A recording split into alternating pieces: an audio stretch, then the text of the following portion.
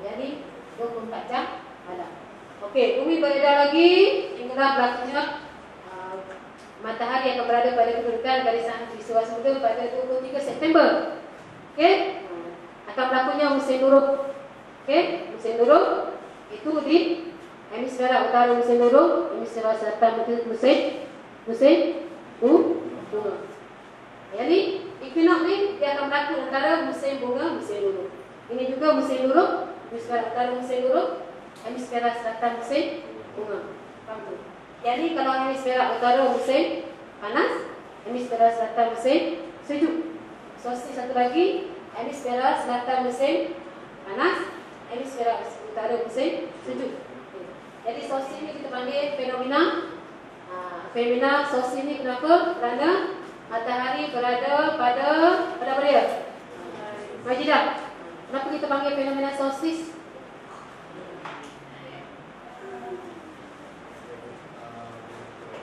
Matahari berada pada mana? Pada garisan mana?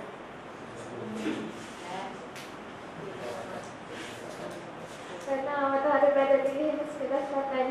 Kan, kerana matahari berada di garisan satu, kalau musim panas berada di garisan selatan, dan pada musim dingin matahari berada di garisan mana ni? Apa dia? Garisan jadi. Okey, garisan jadi. Lalu, okey. Jadi kamu pernah tahu lah kenapa kita panggil fenomena? Kenapa kita panggil fenomena equinox? Kenapa kita panggil fenomena solstice? Solstice kerana matahari berada pada garisan selatan pada musim panas, dan solstice musim dingin matahari berada pada garisan jadi. Okey, boleh faham tu? Jadi kalau ni keluar dalam peperiksaan kamu boleh jawab ya. Okey, boleh jawab. Okey. Kemudian okey.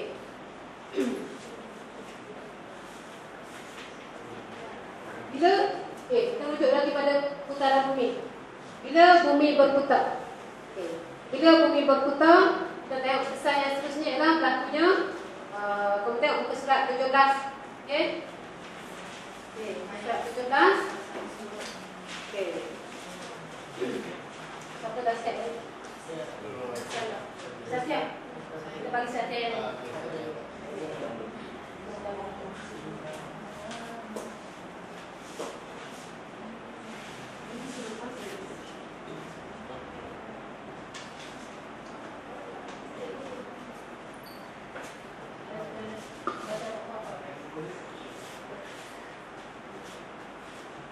Nombor 4, A. Namakan fenomena pasang surut. X ialah air pasang berbani, Y air pasang anak. B itu air pasang berbani, Air pasang besar. air pasang besar. Kenapa berlaku air pasang besar? Kerana matahari.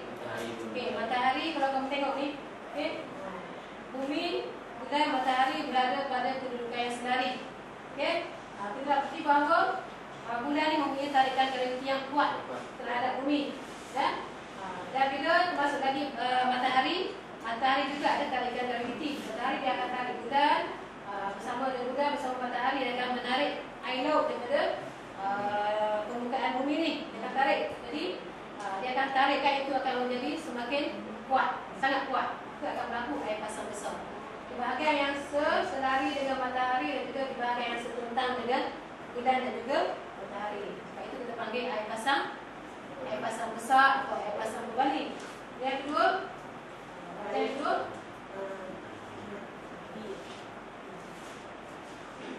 Y ialah air pasang anak, air pasang kecil. air pasang anak atau air pasang kecil ke apa? Bulan dekat atas. Kerana bulan, kedudukan bulan, bumi, matahari berada pada kedudukan sudut 4. Okey, sudut 4 ke? Okey, sudut 4. Macam ni. Okey, ini bumi.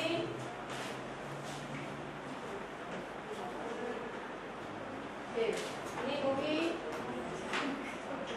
Bumi. Okey, bulan. Matahari.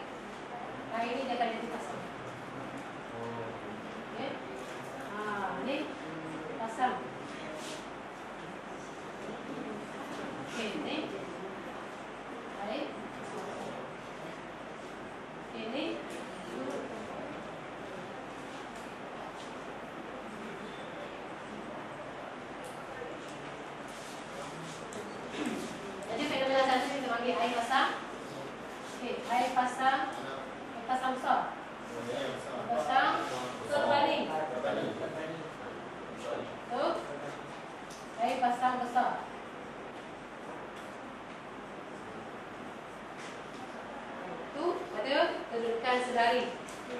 Bila bumi, bulan, matahari, ya, dia akan menarik air laut tu menjadi pasang.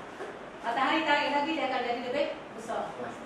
Okey, kemudian pada kedudukan sudut 4, ini bumi, bulan, matahari, matahari, ini bumi,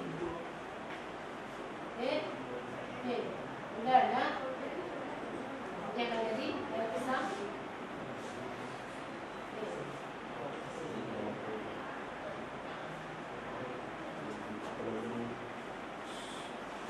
Air pasang anak. Ni sudut.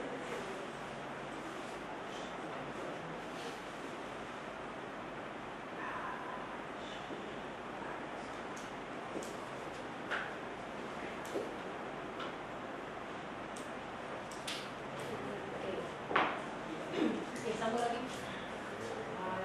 Panggil orang lain tak? Okey, terima kasih Setiawani. Okey, terima kasih kepada Setyayani.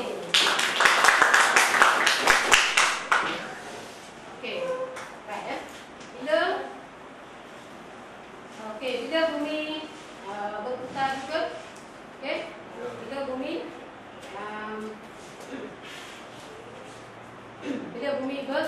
beredar, beredar bumi, bila bumi beredar akan menyebabkan berlakunya kejadian pasang surut.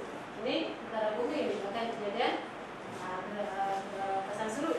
Okey, peredaran bumi juga akan menyebabkan berlakunya gerhana bulan dan juga matahari.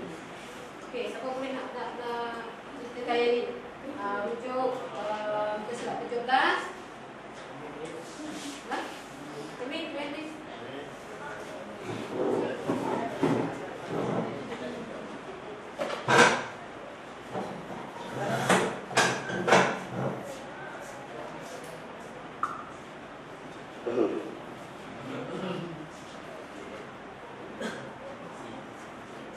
Namakan fenomena gerhana dalam rajah di atas gerhana matahari. Okey, gerhana rajah ni ya. Ini matahari, ini bulan, ini bumi. Kenapa kita panggil gerhana matahari? Bumi dia tak dapat cahaya matahari. Kerana bumi tidak mendapat cahaya daripada matahari, sebab itu kita panggil gerhana matahari. Dan pernah ini ke? Sebab bumi dia tak dapat cahaya matahari kerana terlindung daripada bulan. Sebab itu kita panggil gerhana matahari. Maksudnya bumi berada dalam keadaan gelap kerana tak dapat pancaran matahari seperti biasa. Okey. Ya, di itu.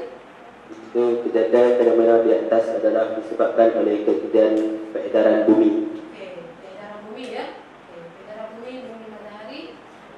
Kemudian dia berlaku kedudukan bulan mengelilingi bumi dan pada satu garisan bulan melindungi bumi daripada pancaran matahari, maka akan berlaku gerhana matahari. Okey, I. Zon A dikenali sebagai umbra, mana zon B dikenali sebagai penumbra. Okey, zon umbra tu maksud dia apa dia? Zon umbra tu maksudnya gerhana penuh. Gerhana penuh maksudnya bumi pada waktu itu akan gelap gelita. Okey, gelap gelita kerana terlindung dengan sepenuhnya oleh bayang bulan ya. Bulan melindungi betul-betul tepat pada satu garisan lurus yang tepat, menyebabkan bumi tidak mendapat langsung pancaran daripada matahari. Bumi berada dalam keadaan gelap seperti malam lah. Kalau kamu nampak tapi memang gelap. Okey. Kemudian zon B pula. Penumbra. Zon penumbra. P-E-N-U-M-B-R-A. Zon penumbra itu dapat dipanggil sebagai zon separa gerhana. Maksudnya bulan sudah beredar meninggalkan orbit, semakin beredar dan bila berlaku keadaan tersebut, maka bumi sudah mula mendapat bayang-bayang cahaya daripada matahari dan sehinggalah habis sepenuhnya zon penumbra. Maka bumi akan mendapat pancaran matahari sebelumnya. Maka bumi akan selamat daripada gerhana. Okey, bukan boleh ni. Okey, baik kita rumuskan pelajaran kita pada hari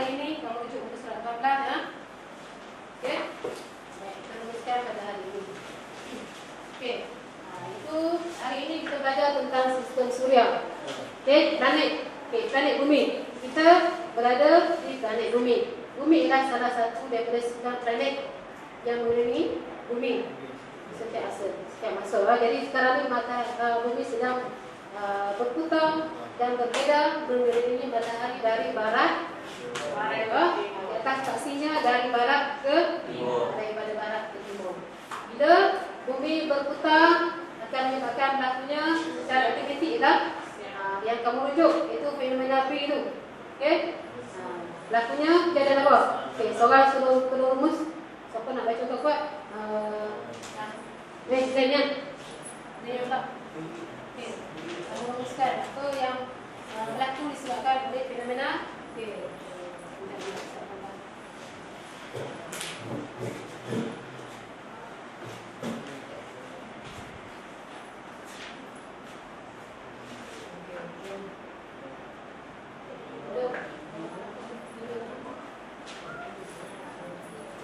Bila bumi berputar, apa yang berlaku?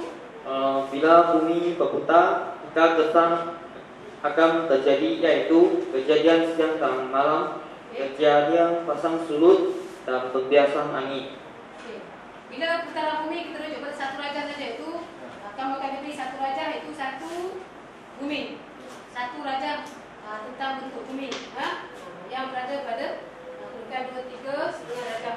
Bila bumi berputar daripada barat ke timur, automatically yang menghadap di sebelah matahari akan mengalami siang, yang berada di sebelah matahari akan mengalami malam. Dan fenomena yang kedua ialah bila bumi berputar juga akan menyebabkan berlakunya kejadian pasang surut air laut. Berlakunya pasang surut air laut. Dan yang ketiga, bila bumi berputar juga kita ada garisan latitude, garisan lintang garisan peristiwa, garisan Satan, garisan jadi, garisan Antartika Bila bumi berputar saja, dan kita tahu secara semula jadinya kita ada pergerakan angin. Pergerakan angin monsun, contohnya angin monsun timur laut, kita berada daripada timur laut yang melintasi garisan peristiwa atau garisan Satan, atau dia akan terbias ke utara menjadi angin monsun barat laut. Monsun timur laut dia akan terbias ke utara, dia akan menjadi angin monsun barat laut. Kemudian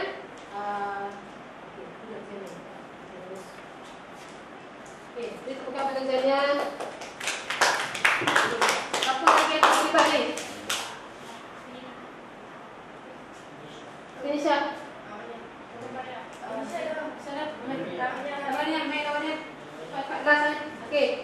Kisah daripada peredaran bumi. Peredaran bumi yang menyebabkan batunya.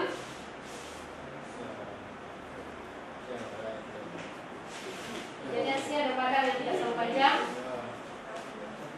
Waktu siang dan malam yang tidak sama panjang, perubahan ketinggian matahari di langit, dan kejadian 4 musim. Kejadian 4 musim dan juga kejadian gerhana.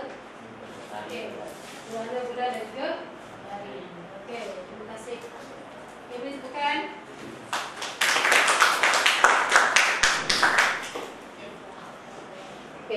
Baik, itu tentang pelajaran kita pada hari ini tentang sistem suria, pergerakan bumi dalam sistem suria.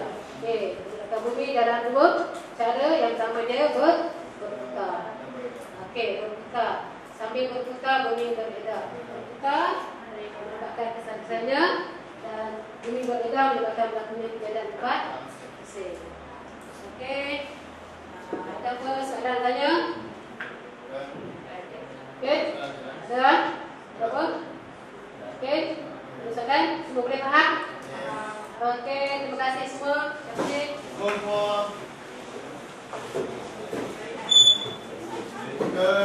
kasih. Terima kasih. Terima kasih semua sama-sama. Kemaskan.